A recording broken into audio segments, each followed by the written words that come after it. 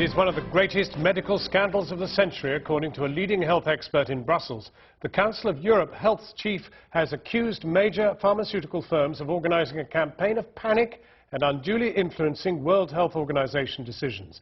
And with European countries now burdened with bills for millions of unwanted doses of the swine flu vaccine, he wants an investigation.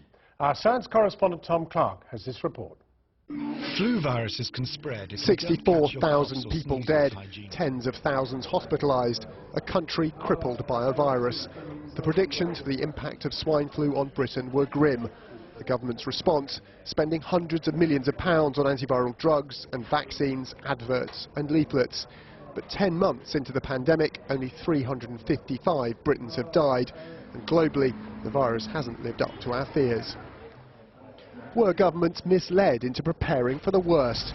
Politicians in Brussels are now asking for an investigation into the role pharmaceutical companies played in influencing political decisions that led to a swine flu spending spree. There must be a process to get more transparency, how the decisions in the WHO, how they function, and who is influencing the decisions of the WHO, and what is the role of the pharmaceutical industry there. I'm very suspicious about the processes which are behind this pandemic. The Council of Europe Committee want the investigation to focus on the World Health Organization's decision to lower the threshold required for a pandemic to be formally declared. The world is now at the start of the 2009 influenza pandemic. When this happened in June last year, governments had to activate huge pre-prepared contracts for drugs and vaccines with manufacturers. They also want to probe ties between key WHO advisors and drug companies.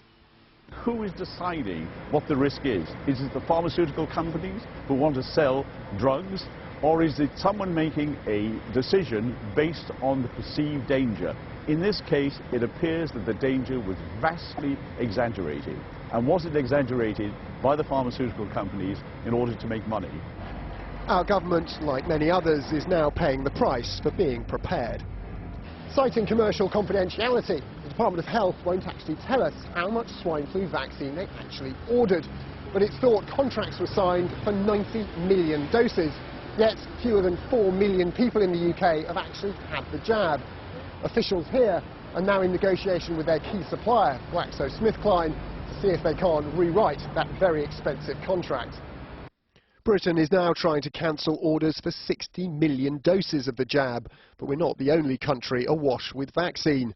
France ordered 94 million doses. It's now trying to cancel contracts for 50 million of those. Germany is trying to cancel orders for 25 million doses, and the Netherlands has announced it will sell 19 million of the 34 million vaccines it ordered.